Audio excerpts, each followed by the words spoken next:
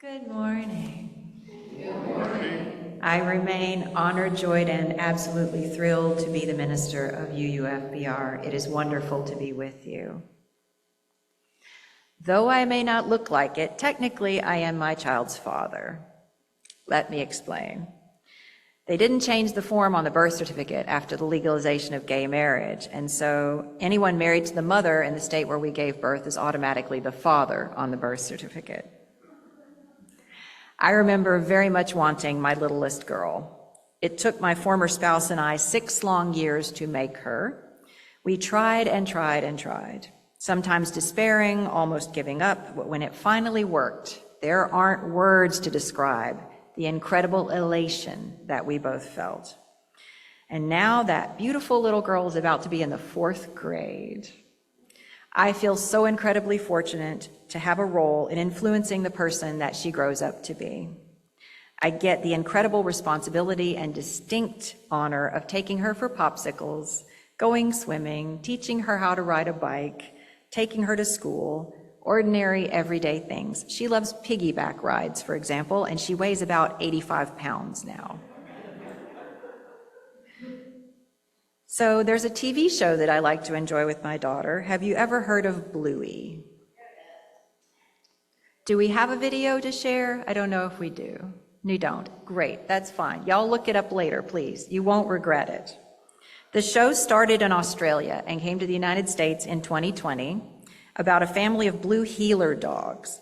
There's a mom and a dad and 2 little girls. And of course, they're anthropomorphic dogs, which means they act like people, but they look like dogs. So they walk and talk, and they have cars and a house and jobs and all that. So on the show, the mom works in airline security, and the dad is ostensibly an archaeologist, but you never see him going to work or talking about work. He seems to be a stay-at-home dad. Stay-at-home parenting for adults of any gender is a valid and beautiful life path. It gives children a solid foundation of quality time before they must go to school and grow up and move out of adulthood. And if you couldn't give that to your kids, that's okay too. That's how life works. But he's a stay-at-home dad. The main complaint that you read about with regards to Bluey is that the dad is too perfect for anyone to ever possibly live up to. Whenever one of the children says, "Okay, Dad, we're going to play this game," he jumps right up and he participates and does the whole pretend game with them. He never checks his phone. He never groans and says, "I'm tired, I don't feel like it." He doesn't object to be treated like a horse or an inanimate object, an elevator one time, for example. He's an immediate and unusually willing playmate who makes them laugh and giggle all the time. At one point, they hang him upside down from a tree and hit him with objects. That's the clip I really wanted to show y'all. Another one, he pretends he's a mom giving birth, and he's got one of the kids in like a sack on his belly, and she's like squealing as he's like pretend pushing her. It's hilarious. I highly recommend this show. Okay, yes, he is too perfect. But after the collective trauma of a pandemic, with wars and genocide and hatred and cruelty and truly bad stuff in the headlines, it seems like almost every day, perhaps we all just need a little bit more sparkling, sweet, adorable, tender, loving things in the world. More goodness, more kindness, more gentleness, more love. The parenting you see portrayed in this show is very much a style of listening to your children and participating in their world. This one of honor and respect between parents and children and genuine joy. The way that the parents interact with the children on the show is aspirational for those of us who might have been parenting for a while. There's something really magical and healing about witnessing a family where there's no yelling, there's no fighting, there's no dysfunction, no violence, no disrespect. If they disagree, they do it respectfully. Each episode is generally about 7 minutes long, which is how our modern world also works. Our attention spans are getting shorter, right? We get to see these 2 little girls being adored, cared for, played with, given everything that they need, time after time. What a magnificent gift that is. And now we're going to hear from dads that we all know and dearly love from right here within our congregation.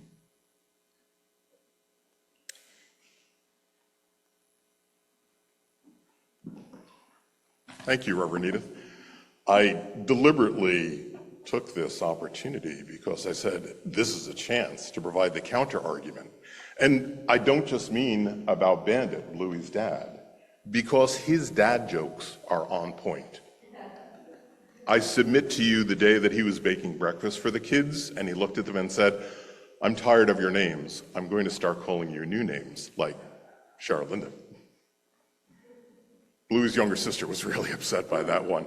And it came up in an episode called Teasing. In another example, she asked her dad to help unwrap her popsicle, and Dad said, oh yeah, certainly, and he unwrapped it, and he started licking it, which freaked the child out. And he said, oh, it's delicious, where's yours?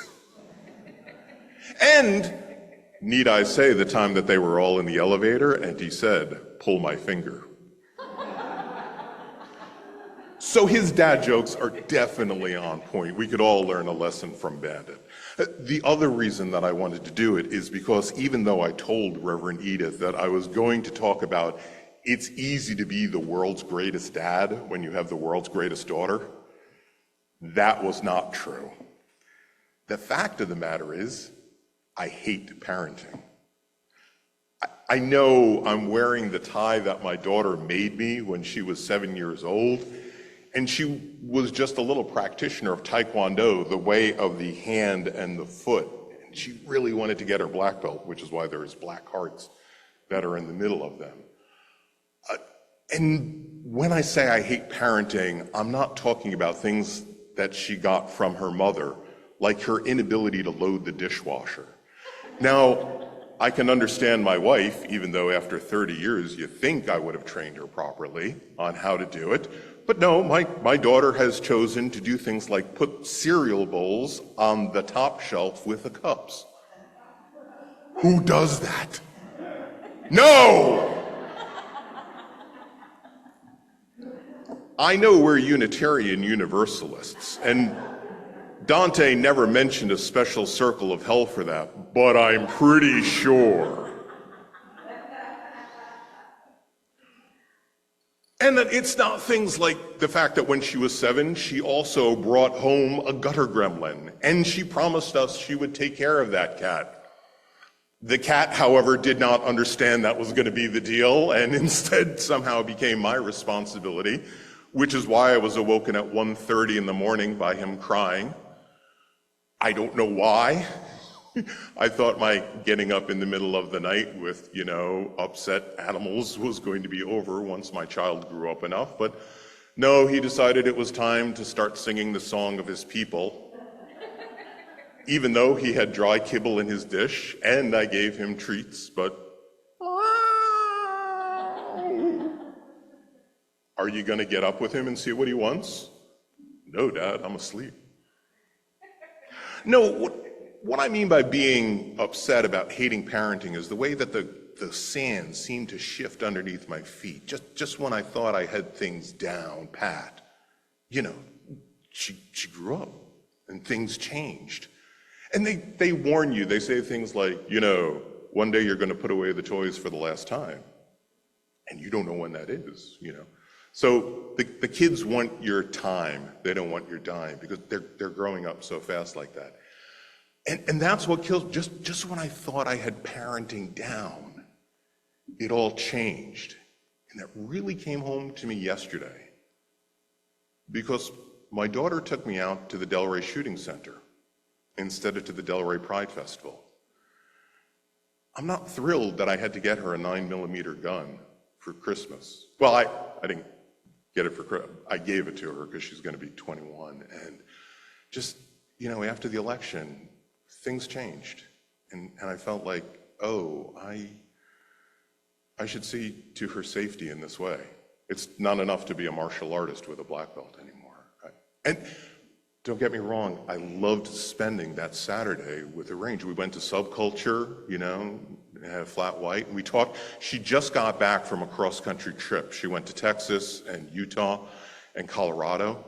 And so I was hearing all about her adventures in the national parks and sleeping out in these dark skies where it's so dark, not only do you see the Milky Way stretching overhead, but you see the colors of the nebulas swirling in reds and purples like a Van Gogh painting.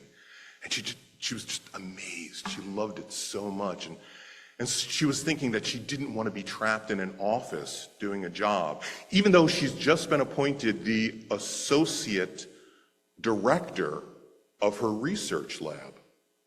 And she's graduated last year from Florida Atlantic High School and Florida Atlantic University with her undergraduate degree in urban studies. So, I mean, I really felt like I was throwing my best person at the job to handle things like climate change and what are we going to do with rising sea levels as we have to retreat from the coast. And, I totally appreciate where she is in her career and as a young adult, but the fact that as a parent, I don't have answers for her. And the fact that I raised her to feel loved and to know that she could do anything to literally change the world, and that there are people who are dead set against that there are people who hate her for who she is without even knowing who she is.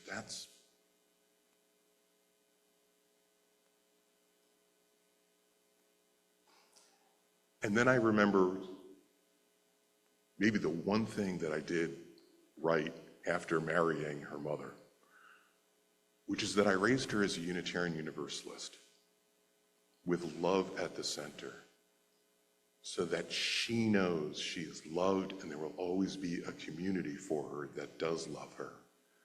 So thank you for that. That is why I have a happy Father's Day. Thank you.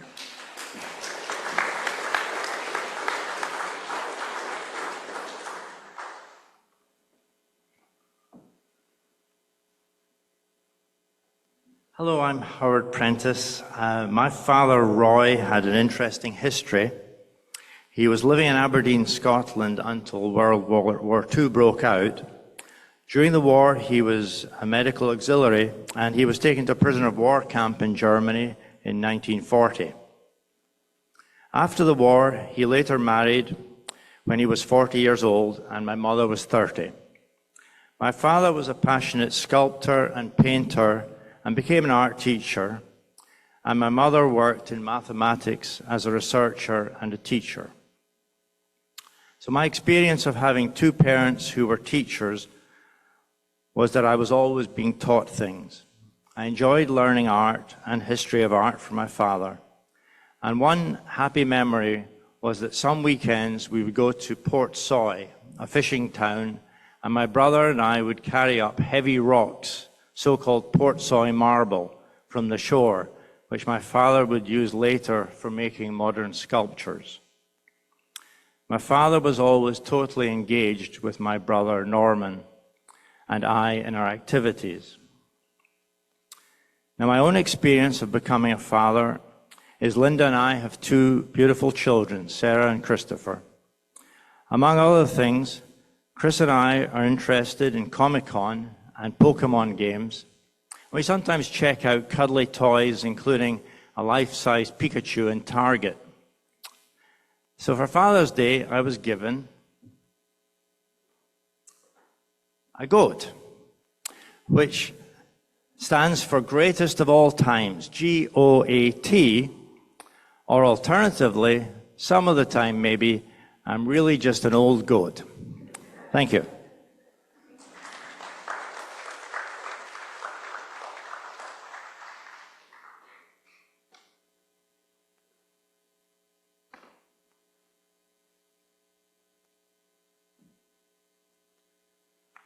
I'm Bill Jensen, and I just returned from a road trip, which was kind of a family reunion for about 5 days.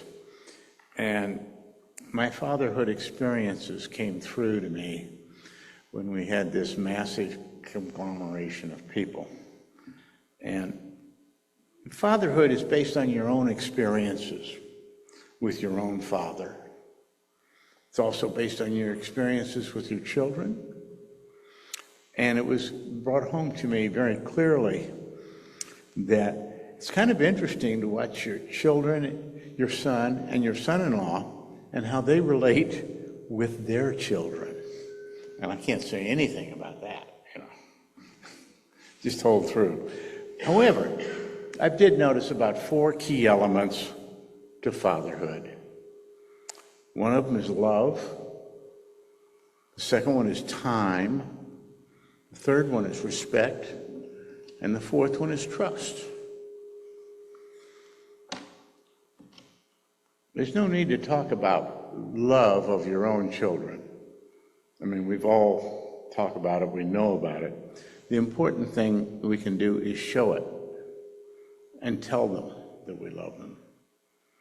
Second thing is the time. We're all busy, but your children want your love. So you need to spend the time and your undivided attention on them, not on something that's important to you, but what's important to them. Third, respect. Take the time to be interested in their lives. Show them the respect you would like to have shown to yourself. And just remember, they are a mini you. So, if you treat them the way they want to be, treat them the way you would like to be treated. Finally, trust. Let them make their own decisions. You can't make their decisions.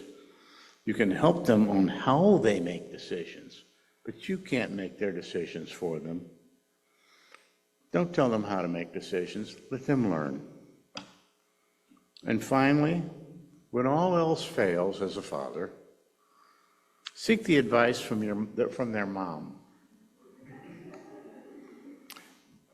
She's always advising me on what I'm doing right and what I'm not doing on the subject. And it's worthwhile because it's a job of parenting. Enjoy your kids. Be good to them. Be really good to them. Because just remember, they will probably pick your nursing home.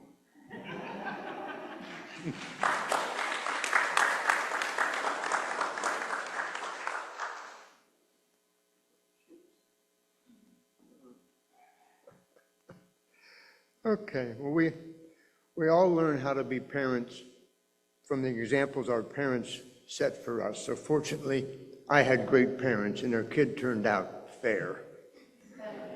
One of my favorite memories as a dad was putting together 2 bicycles for Christmas and having leftover parts. The important thing was we also had 2 leftover cardboard boxes, and they make great sleds. Thank you for listening.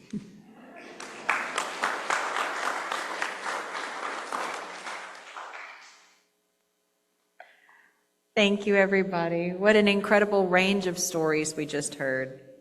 It is clear, regardless of the details, that fatherhood and fathering are of vital importance in all our lives.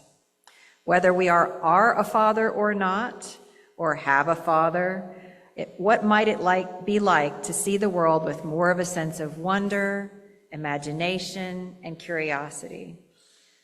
To immerse ourselves in the joy of play, creativity, and make-believe. Like Bandit, Bluey's dad, to give someone our full, enthusiastic attention and love. What a tender and precious thing it is to be connected to someone who entrusts us with their hearts, as you have entrusted me with yours. What a gift it is to love and be loved, to pass our legacies of loving down through the generations. It is a joy to love and be loved. I think that's really the message today. Amen, Ashe, and blessed be.